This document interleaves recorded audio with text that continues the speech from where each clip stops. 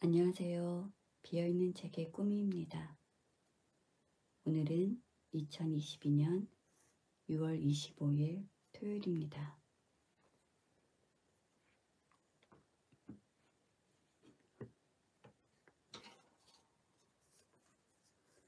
오늘은 124일째 필사하는 날입니다. 안녕하세요. 좋은 아침입니다.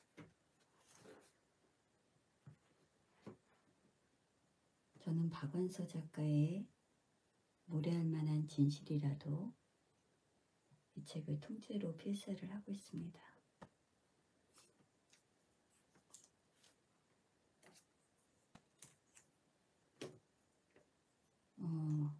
날씨가 아주 많이 덥네요. 그래도 주말이니까 조금은 낫죠. 집에서 좀 쉴 수 있고, 아니면 저처럼 일을 하시는 분도 계실 텐데, 주말에 일을 해도 어쨌든 토요일인 거는 변함이 없어서 기분은 되게 좋은 것 같아요. 부담이 조금 덜 되는 것 같아요. 잠시 손을 좀 풀고 40분부터 필사를 하도록 하겠습니다.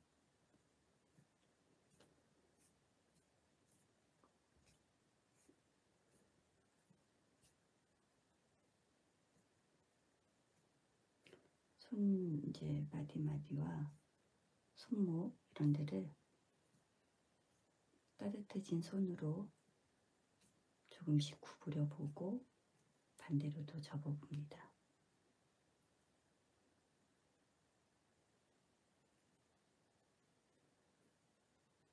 제가 그 오른손으로 글씨를 쓰잖아요. 그런데도 불구하고 오른손보다 왼손이 더 많이 좀 부드러워요.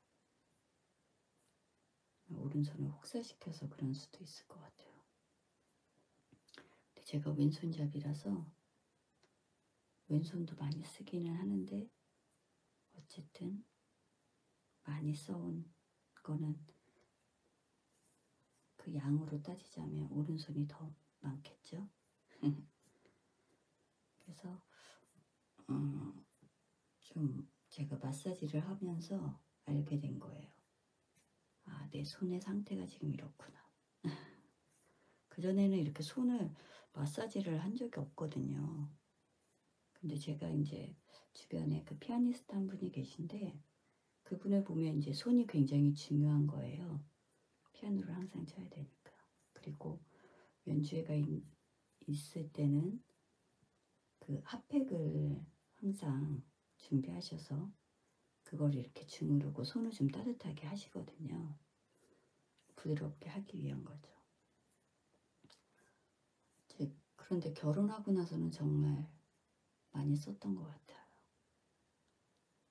부엌일 자체를 좀 많이 하게 되니까 그 양이 어마어마하잖아요. 근데 저는 또 손으로 만드는 걸 너무 좋아하다 보니까 이 손이 쉴 틈이 없기는 합니다. 아, 저는 그 드라마 이렇게 볼 때도 막 뭘 만들거든요. 손으로.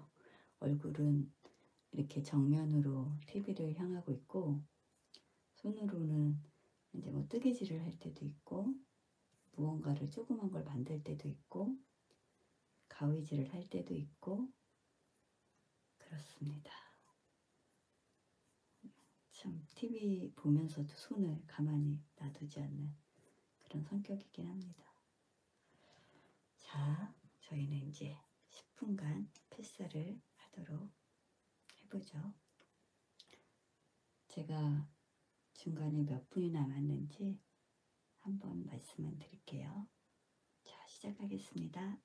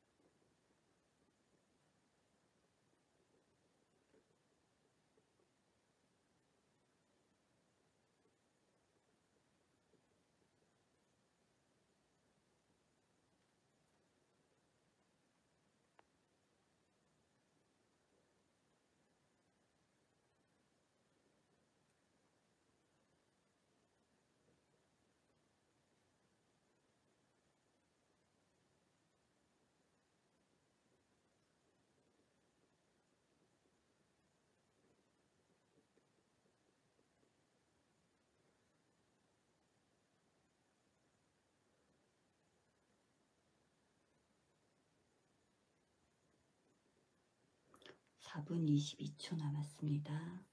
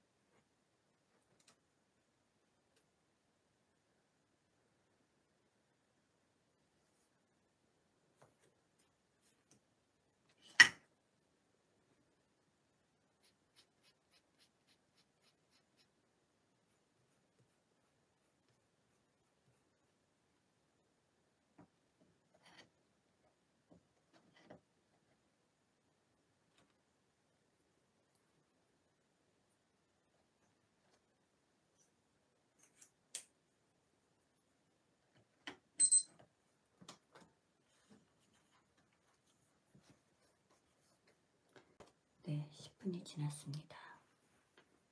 저는 107쪽으로 넘어갔고요.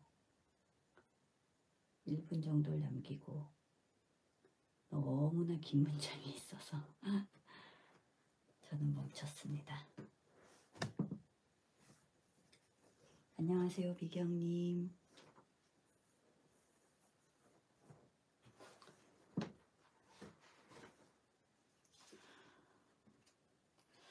제가 며칠 동안 잠을 잘 못 잤는데요. 너무 졸린 거예요. 여러분도 그럴 때 있으시겠죠. 필사를 하면서도 아유 졸려. 보통 필사를 하다 보면 깨거든요. 제가 오늘 4시 한 35분? 이 정도에 깼는데 그때는 또 이제 그냥 몸이 저절로 눈이 떠져서 깨는 거라 더 누워있어도 또 잠이 안 오거든요. 그래서 일어나서 좀 책을 읽고 막 이랬는데 1시간 넘게 지난 거죠. 조용히 필사를 하니 잠이 소로록 와가지고 정신 차려 이렇게 혼자 속으로 얘기를 하면서 썼습니다. 네, 필사하면서 졸리기는 쉽지 않은데 네, 저의 경우는 아주 드물게 일어나는 일이라서 오늘이 그랬네요. 제가 오늘 한 줄 명상 적은 거는요. 조언하지 않는다. 위로하지 않는다. 이거예요. 이게 뭐냐면 제가 요새 나의 해방일지라는 드라마를 보기 시작했잖아요. 그래서 하루에 한 편씩 보려고 하거든요. 그러니까 퇴근을 하고 저녁을 준비해서 제가 이제 저번에 한번 체하고 나서 소화가 잘 안 돼서 천천히 밥을 먹어야 되겠다. 좀 일찍 먹어야 되겠다. 이런 생각이 들면서 저녁을 준비해서 그 해방일지를 1시간 정도 보니까 천천히 오래 씹고 저녁을 먹으면서 그걸 보는 거예요. 근데 어제하고 엊그제는 일이 있어서 볼 수가 없었고요. 여하튼 그랬는데 거기에서 이제 그 주인공이 되게 내향적인 사람인 거예요. 그리고 그 주인공, 여자 주인공이 직장을 다니는데 그 직장에서는 전 직원이 동호회를 다 가입을 해야 되거든요. 그런데 이제 그런 활동을 좋아하고 원하는 사람도 있지만 이 주인공처럼 사람을 만나는 것 자체가 좀 힘든 사람들 있잖아요. 그리고 별로 만나고 싶지도 않고 그런 사람도 있는 거예요. 그래서 그 드라마에서는 이제 3명이 나오는데요. 회사에서는 계속 이들을 약간은 계속 간섭을 하고 괴롭히죠. 동호회를 들라고. 마음에 드는 동호회가 없냐고. 이건 어떠냐고. 이제 계속 부르는 거예요. 동호회 가입을 할 때까지. 그러다 보니까 이 3사람이 매번 이제 불려가고 그곳에서 만나게 되고 다 같은 유형의 사람인 거예요. 그러니까 뭐 상황이 안 되기도 하고 내 성격적으로도 이제 동호회가 안 맞기도 한 거죠. 근데 이제 너무 불려다니니까 이 사람들끼리 그럼 우리끼리 동호회를 만들자. 그리고 안 만나면 그만 아냐? 만난다고 하고 거짓으로 하면 그만 아냐?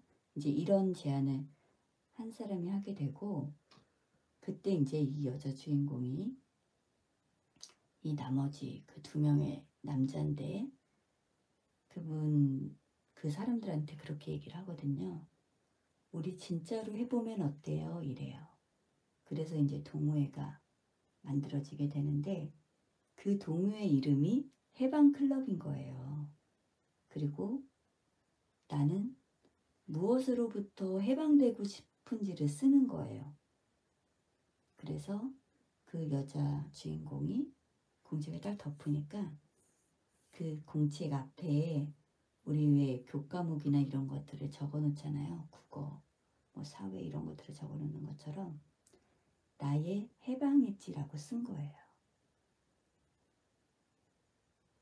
그러니까 좋기만 한 사람이라고 이 여자애는 그거를 쓰는데 여하튼 제목이 그래서 나의 해방일지가 된 거죠, 드라마가.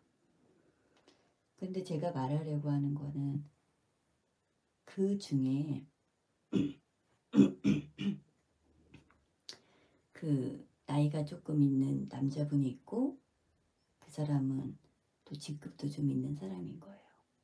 근데 그 사람이 이제 자기가 해방되고 싶은 것으로부터 이제 그걸 쓰는데 그거를 이제 이 사람들이 동호회니까 만나서 퇴근에 커피숍 같은 데 가서 얘기를 하거든요. 근데 이 사람들이 이 회사 측에서는 동호회에 들지 않는 사람들인데 동호회를 한다고? 진짜일까? 진짜 만나는 걸까? 이런 의심을 하게 돼요. 그래서 그걸 담당하는 사람이 참관을 하게 됩니다. 그날. 그래서 그걸 참관하는 중에 이 나의 해방일지에 썼던 내용을 읽는 부분이 있어요. 근데 그 나이 든 남자가 어쩌고 저쩌고 저쩌고 읽었어요. 그랬더니 이 참관을 하러 온 그 회사 직원이 이제 감동을 받는 거예요. 해방클럽 정말 좋네요. 그러니까는 여태까지 이렇게 하셨죠. 막 이 사람을 약간 막 뭐라 그래야 될까? 위로하는 거예요. 이 사람이 해방일지에 쓴 내용에 대해서 막 뭐라고 얘기를 하는 거예요. 그래도요. 그러면서 그런 거잖아요. 아유, 여태까지 얼마나 애쓰셨어요. 막 이제 그러니까는 괜찮아요. 뭐 이런 식으로 얘기를 하거든요. 제가 그 목소리 잠깐 흉내낸 거였는데 그때 이제 자신의 그 해방되고픈 거를 발표했던 그 나이가 조금 있는 사람이 딱 그 얘기를 해요. 우리 동호회의 규칙은 조언하지 않는다. 위로하지 않는다입니다. 딱 이 얘기를 하는 거예요.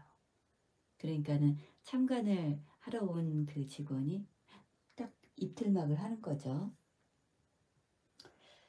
그런데 제가 그 말이 너무 좋은 거예요. 조언하지 않는다. 위로하지 않는다. 조언하지 않는다는 우리가 너무 많은 조언을 들으면서 살잖아요.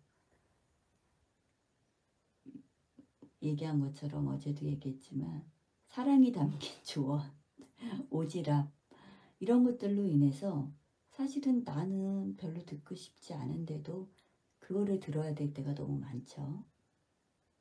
그래서 규칙으로 정할 정도로 조언은 너무 많이 들었어. 근데 나한테 필요한 건 조언이 아니야. 이거를 이제 이 사람들은 아는 거죠. 그래서 조언하지 않기. 그 다음에 위로하지 않기. 위로라는 것도 내가 원할 때가 있죠. 위로를. 그런데 그 원하는 위로도 사실은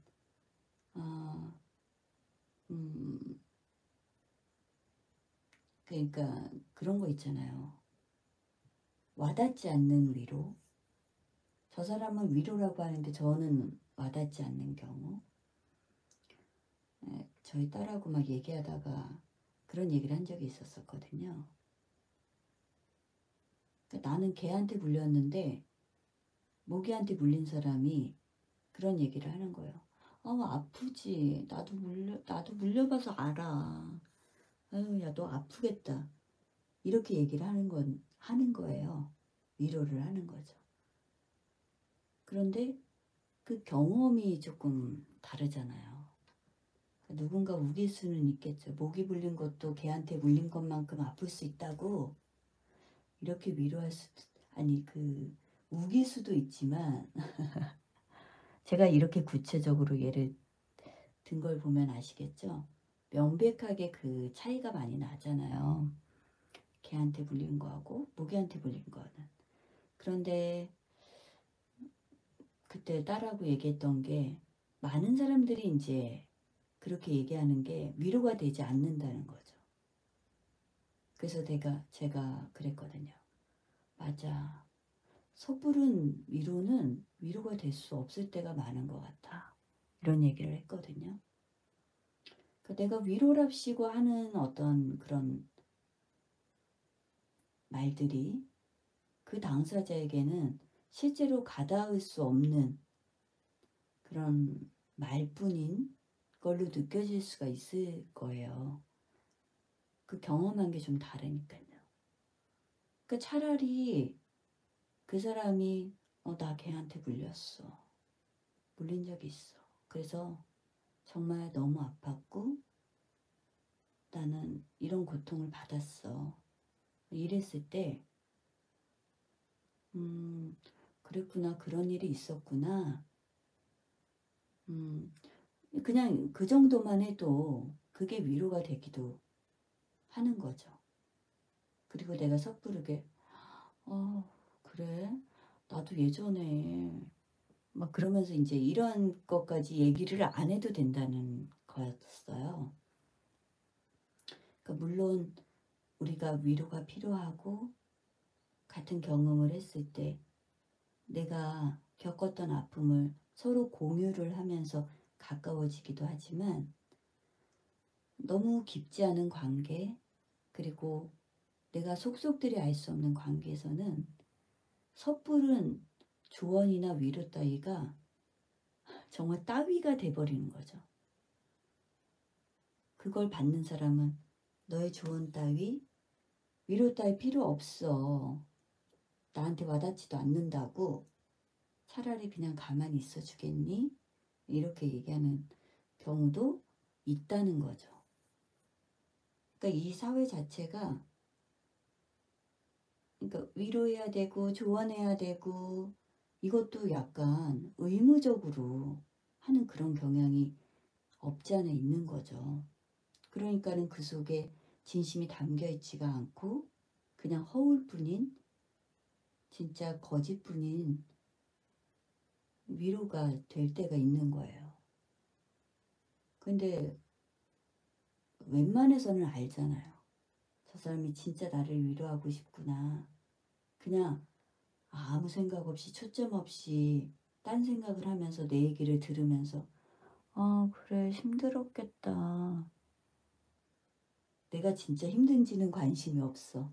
그런데 이 사람이 그냥 이제 그냥 나오는 말인 거죠.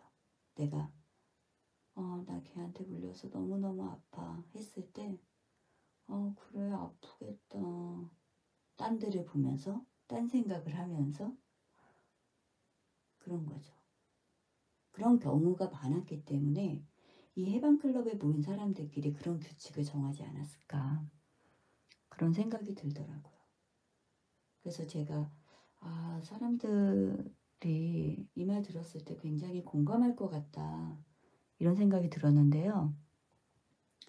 아니나 다를까 제가 이제 검색을 해보니 그 화의 그 대사에 대해서 많은 사람들이 블로그나 뭐 이런 데다가 많이 썼더라고요.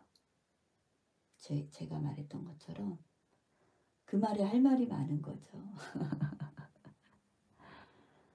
그래서 우리가 이게 조언입니까? 오지랖입니까? 그걸 어떻게 구분을 합니까? 이런 얘기가 있었던 적도 있었는데요. 조언은 상대가 원했을 때 해주는 게 조언이라고 하더라고요. 나 너의 충고가 필요해. 너의 조언이 필요해. 나 어떻게 하면 좋을까? 너는 어땠어? 너는 어떻게 했어 그럴 때? 너라면 어떻게 할 것 같아? 이런 말을 했을 때 선배라면 어떻게 할 것 같아요? 누구 엄마는 어떻게 할 것 같아요?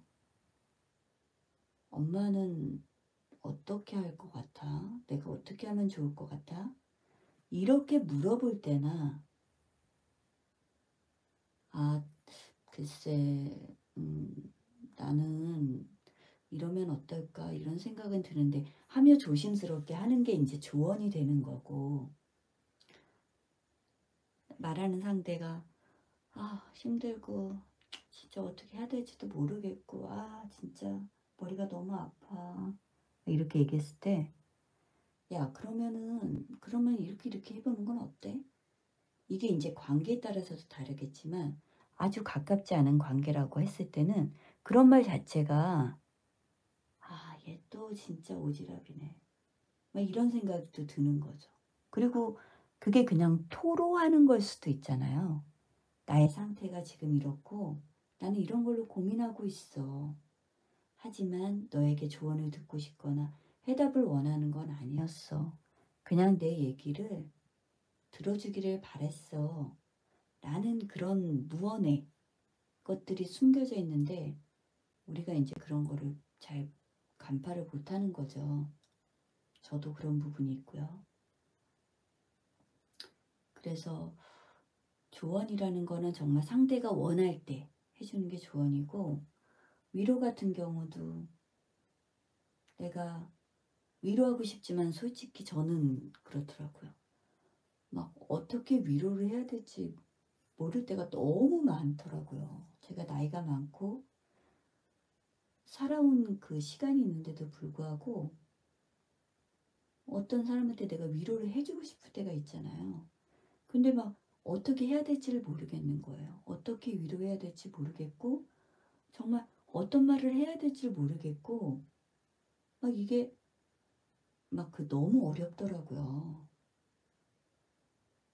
주변에 그 암이 걸려서 아팠던 분이 계신데 평소에 제가 그분하고 가깝게 지낸 사이가 아니었고 그냥 학교 학부모로 알고 있던 분이었어요. 그런데 그동안 친하게 지내지도 않았는데 갑자기 뜬금없이 그분한테 어 소식 들었어요. 어때? 막 이렇게 막 하기도 그렇고 막 그런데 저는 마음속으로 그분이 너무 걱정되고 잘 이겨냈으면 좋겠고 막 어떤 위로의 말을 해주고 싶고 막 이런 거죠. 근데 방법은 잘 모르겠고 섣불리 어떻게 할 수도 없고 그 위로라는 게 정말 그런 것 같아요. 그런데 제가 그 딸한테도 많이 배운다고 했잖아요. 그리고 그때 위로에 대해서 얘기했을 때도 그냥 옆에만 있어줘도 된다고 하더라고요. 저의 딸은 그 얘기를 하더라고요. 어떻게 해야 될지 모를 때, 어떻게 위로해야 될지 모를 땐 그냥 옆에 있어주는 게 그게 위로가 된다고. 그래서 그냥 무슨 말을 해야 될지 모를 땐 그냥 안 해도 되는 건데 저는 그걸 너무 불편하게 생각하고 무슨 말이든 해야 된다고 생각하면서 살아왔던 거죠. 그런데 그렇게 하지 않아도 된다는 거. 누군가 힘든 걸 얘기하고 아픔을 얘기하고 이랬을 때도 내가 조언을 해야 되나 말아야 되나 이런 게 아니고 조언하지 않아도 되고 위로하지 않아도 되는 거예요. 그냥 함께 있는 것만으로도 그게 조언이 되고 위로가 되는 거예요. 힘이 되고 응원이 되는 거죠. 그래서 제가 그 말을 조언하지 않는 것, 위로하지 않는 게 저희 규칙입니다. 라고 얘기했을 때, 아, 정말 너무 좋다. 이런 생각을 했습니다. 아, 여러분, 제가 요새 그 한 줄 명상 하고 나면 기승전결에 항상 우리를 얘기하게 되는 것 같아요. 우리도 이렇게 댓글을 달기도 하지만 또 안 다시는 분도 계시고 이 방송을 그냥 시청하시고 뭐 이런 분들 있잖아요. 어떠한 표현을 하지 않아도 그냥 함께 있다는 것만으로 제가 힘을 받거든요. 응원을 받고. 그래서 기승전 이 방송 얘기 어쩔 수가 없네요. 그래서 우리는 그냥 함께 있다는 것만으로도 위로가 되고 힘이 되는 거죠. 근데 누구나한테 그럴 것 같아요. 그냥 내가 함께 그냥 같이 그 자리에 있는 것만으로도 힘이 되는 거죠. 우리는 서로에게 그런 사람이고 여러분이 또 여러분 계신 곳에서도 함께하는 사람들과 그런 관계일 것 같습니다. 저도 누군가한테는 그렇고 저한테 또 그냥 함께 있기만 해도 힘이 되고 위로가 되고 그런 사람이 또 있는 거죠. 여러분, 오늘 토요일인데요. 조금 덥고 후덥지근하고 장마고 이렇지만 어쨌든 우리는 지금의 이 여름을 나고 있습니다. 여러분, 오늘 내일 행복한 주말이 되시길 바라고요. 저는 내일 다시 이 자리에 오도록 하겠습니다. 병구님도 네, 좀 늦게 오셔서 제가 지금 댓글을 봤거든요. 좋은 토요일 보내시고요. 네, 모두 행복한 하루를 보내시길 바랍니다. 저는 내일 다시 필사하러 오겠습니다. 여러분, 고맙습니다. 안녕.